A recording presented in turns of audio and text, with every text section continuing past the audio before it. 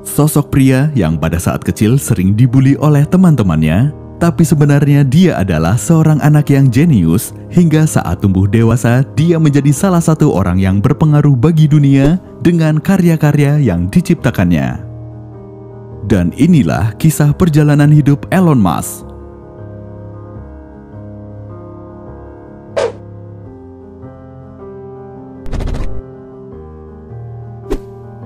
Elon Reeve Musk lahir di Pretoria, Afrika Selatan pada 28 Juni 1971 dari pasangan ibu Kanada dan ayah Afrika Selatan. Ibunya bernama Mae Musk, seorang model dan ahli gizi dari Regina, Saskatchewan, Kanada, sementara ayahnya adalah Errol Musk, seorang ahli elektromekanika. Elon memiliki seorang adik laki-laki bernama Kimball, lahir pada tahun 1972, dan adik perempuan, Tosca, lahir pada tahun 1974. Pada saat umur 8 tahun, orang tuanya bercerai, yaitu pada tahun 1980. Setelah itu, Elon tinggal bersama ayahnya di Pretoria, Afrika Selatan. Karena memiliki nama yang unik, Elon tak jarang mendapatkan perundungan dari teman-temannya, bahkan dia tak jarang mendapat kekerasan fisik dari teman-temannya itu. Akibat hal itu, tulang hidung Elon bergeser yang menyebabkan dia kesulitan bernafas. Dan pada saat dia berumur 41 tahun, dia kemudian melakukan operasi untuk memperbaiki tulang hidungnya. Sejak kecil, Elon sangat senang membaca dan belajar. Dia juga sangat menyukai hal-hal yang berbau luar angkasa. Pada usia 10 tahun, ia mulai tertarik dengan mempelajari teknik komputer setelah dia mendapatkan hadiah komputer dari sang ayah. Pada usia 12 tahun, ia belajar pemrograman dan berhasil membuat game basic bernama Blaster, serta berhasil menjualnya pada majalah komputer dengan harga $500. Setelah lulus dari Pretoria Boys High School, Elon kemudian pindah ke Kanada tahun 1989 pada usia 17 tahun untuk menghindari wajib militer di Afrika Selatan. Tahun 1992, setelah belajar selama 2 tahun di Queen's University, Kingston, Ontario, Elon kembali pindah ke Wharton School di University of Pennsylvania dan memperoleh gelar S1 dalam bidang ekonomi dan S1 kedua dalam bidang fisika. Setelah mendapatkan gelar sarjana, kemudian dia berniat melanjutkan kuliah untuk meraih PhD dalam bidang fisika terapan di Stanford, namun keluar setelah 2 hari demi mengejar keinginannya untuk berwira swasta di sektor internet, energi terbarukan, dan luar angkasa. Selain itu, Elon beranggapan bahwa kuliah adalah untuk kesenangan, bukan untuk belajar. Selanjutnya, pada awal karirnya, Musk mendirikan Zip2 pada tahun 1995, perusahaan perangkat lunak web bersama adiknya Kimball Musk. Perusahaan ini mengembangkan dan memasarkan panduan kota, internet untuk industri penerbitan surat kabar. Elon Musk mendapatkan kontrak dengan New York Times dan Chicago Tribune sebelum akhirnya diakuisisi oleh Compaq senilai $307 juta secara tunai dan $34 juta dalam bentuk opsi saham pada tahun 1999. Kemudian sebagian uang hasil penjualan Zip2, yaitu sebesar $10 juta, dia gunakan untuk mendirikan perusahaan layanan keuangan dalam jaringan bernama X.com masih pada tahun 1999. Di perusahaan yang baru, Elon kembali mendapatkan investor baru dan menerima suntikan modal sebesar $25 juta dari firma modal usaha Sequoia Capital. Perusahaan ini mulai meluncurkan layanannya pada Desember 1999 yang menyediakan rekening dan kartu tunai internet. Beberapa bulan kemudian, X.com mengakuisisi Confinity, perusahaan yang mengoperasikan layanan transfer uang bernama PayPal. Namun hal itu malah membuatnya terdepak dari posisi CEO X.com, tepatnya didebak oleh sang investor baru, Max Levchin. Sistem PayPal baru berusia beberapa bulan dan Elon Musk merasa PayPal punya masa depan yang menjanjikan. Namun Elon dan Harris selaku pemegang saham tidak sepakat, akibatnya Harris memilih keluar dari perusahaan pada bulan Mei tahun 2000.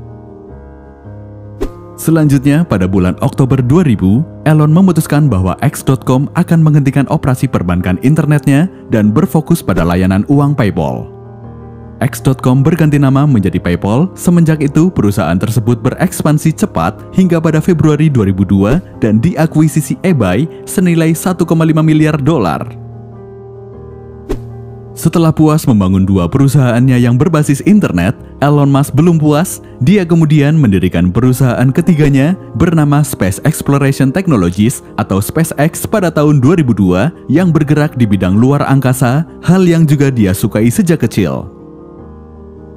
Pada perusahaan itu, dia menjabat sebagai CEO dan CTO. SpaceX mengembangkan serta memproduksi wahana luncur antariksa sambil memajukan teknologi roket. Dua wahana luncur pertama buatan perusahaan ini adalah roket Falcon 1 dan Falcon 9. Wahana antariksa pertamanya adalah Dragon. Walaupun sempat berulang kali gagal dalam melakukan peluncuran roketnya ke luar angkasa, pada misi keempat akhirnya baru berhasil. SpaceX kemudian mendapat keuntungan setelah memenangkan kontrak NASA senilai 1,6 miliar dolar pada 23 Desember 2008 untuk 12 penerbangan roket Falcon 9 dan wahana antariksa Dragon ke International Space Station menggantikan program Space Shuttle setelah dihentikan tahun 2011. Dalam kurun waktu 7 tahun, SpaceX merancang keluarga wahana luncur Falcon dan wahana antariksa serbaguna Dragon dari nol. Bulan September 2009, roket SpaceX Falcon 1 menjadi wahana berbahan bakar cair swasta pertama yang menempatkan satelit di orbit bumi. NASA memilih SpaceX sebagai bagian dari program pertama yang mempercayakan perusahaan swasta untuk mengirim kargo ke International Space Station. Kontrak ini dengan nilai minimal 1,6 miliar dolar dan nilai maksimal 3,1 miliar dolar menjadi titik balik akses pengiriman kargo antar stasiun luar angkasa. Selain layanan ini, tujuan SpaceX adalah menurunkan biaya penerbangan luar angkasa orbital dan memperbarui kendalanya menurut urutan kepentingannya serta menciptakan wahana luncur orbit yang dapat dipakai kembali. Pada tahun-tahun selanjutnya, Elon akan berfokus mengirimkan astronot ke International Space Station, namun ia juga menyatakan bahwa tujuan pribadinya adalah memungkinkan penjelajahan dan kolonisasi Mars oleh manusia. Dia berharap agar suatu saat bisa mengirim manusia ke permukaan Mars dalam kurun 10-20 tahun mendatang. Jiwa kewirausahaan Elon Musk menjadi semakin memuncak. Dia terus melakukan inovasi dan ekspansi bisnis yang anti-mainstream. Pada perusahaan keempat, dia bersama beberapa investor lain mendirikan perusahaan Tesla Motors dan saat ini menjabat sebagai kepala dan desain produk. Perusahaan yang memproduksi mobil listrik berteknologi tinggi. Tesla Motors awalnya membuat mobil sport listrik Tesla Roadster yang berhasil terjual 2.500 unit ke 31 negara.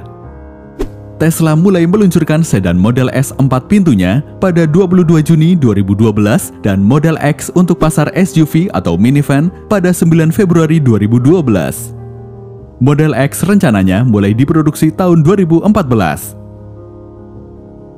Selain mobilnya sendiri, Tesla menjual sistem powertrain listrik ke Daimler untuk mobil Smart EV dan Mercedes E-Class dan ke Toyota untuk mobil listrik RAV4. Musk juga berhasil membuat kedua perusahaan tersebut mau menanamkan modal jangka panjang di Tesla. Setelah berhasil dengan beberapa model mobil listrik, Elon Musk kemudian memproduksi mobil subcompact di bawah $30.000 Amerika dan membuat dan menjual komponen powertrain mobil listrik supaya produsen mobil lainnya bisa memproduksi mobil listrik dengan harga terjangkau tanpa perlu mengembangkan sendiri komponennya. Sejumlah majalah dan surat kabar besar membanding-bandingkan Elon Musk dengan Henry Ford atas usahanya mempercanggih powertrain mobil. Untuk mengakali hambatan jarak tempuh mobil listrik, Tesla sedang memperluas jaringan stasiun pengisian listriknya atau supercharger melipat 3 kali jumlahnya di pesisir timur dan barat Amerika Serikat sepanjang bulan Juni, disertai rencana ekspansi ke seluruh Amerika Utara termasuk Kanada. Selanjutnya, mengenai kepemilikan di Tesla Motors, Elon tercatat memegang 32% saham Tesla senilai $5,82 miliar pada Agustus 2013. Seakan tak ada habisnya inovasi Elon Musk, dia kembali membuat gebrakan dengan mengusung konsep awal Solar City. Perusahaan Solar City adalah penyalur sistem tenaga surya terbesar di Amerika Serikat. Sepupunya untuk mengurus perusahaan itu, Elon lalu mengangkat Lyndon Rife sebagai CEO dan pendiri pendamping perusahaan ini. Motivasi yang mendasari pendanaan SolarCity dan Tesla adalah melawan pemanasan global. Pada tahun 2012, Musk mengumumkan bahwa SolarCity dan Tesla Motors bekerja sama memanfaatkan baterai mobil listrik untuk mengurangi dampak panel surya di atap terhadap sistem listrik kota. Pada 17 Juni 2014, Musk berkomitmen untuk membangun fasilitas produksi canggih SolarCity di Buffalo, New York yang akan 3 kali lipat ukuran pabrik surya terbesar di Amerika Serikat. Elon Musk kembali meluncurkan rencana mode transportasi baru super cepat dan canggih yang akan menghubungkan wilayah Los Angeles Raya dan wilayah Teluk San Francisco setelah dikecewakan oleh sistem California High Speed Rail yang sudah disetujui oleh pemerintah. Ia menjuluki rencananya Hyperloop, mesin perjalanan udara subsonik yang merentang sekitar 350 mil atau sekitar 560 km dari Sylmar sebelah utara Los Angeles hingga Hayward sebelah timur San Francisco dan secara teoritis memungkinkan komuter bepergian antar kota dalam waktu 30 menit atau kurang sehingga waktu tempuhnya lebih pendek daripada pesawat komersial masa kini. Rencana Elon ingin membuat perjalanan lebih murah daripada mode transportasi jarak jauh lainnya. Biaya total untuk pembangunan sistem ini diperkirakan mencapai $6 miliar.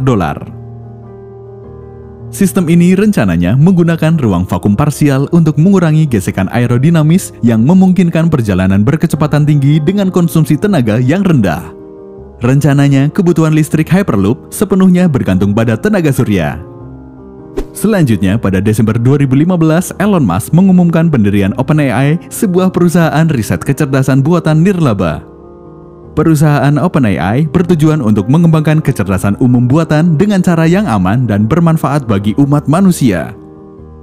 Kemudian setelah mendirikan OpenAI pada tahun 2016, Elon mendirikan Neuralink, sebuah neuroteknologi perusahaan startup untuk mengintegrasikan otak manusia dengan kecerdasan buatan.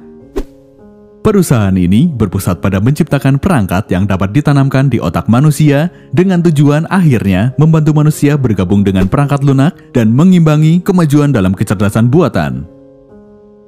Perangkat tambahan ini dapat meningkatkan memori atau memungkinkan lebih banyak berinteraksi langsung dengan perangkat komputasi. Elon Musk melihat Neuralink dan OpenAI sebagai terkait. OpenAI adalah organisasi nirlaba yang didedikasikan untuk meminimalkan bahaya kecerdasan buatan, sementara Neuralink bekerja pada cara untuk menanamkan teknologi ke dalam otak kita untuk menciptakan antarmuka pikiran. Pada 17 Desember 2016, kembali membangun perusahaan bernama The Boring Company, berencana untuk mulai menggali terowongan untuk menghindari terowongan. Terowongan pertama akan dimulai di kampus SpaceX. The Boring Test Tunnel berjalan di bawah West 128th Street.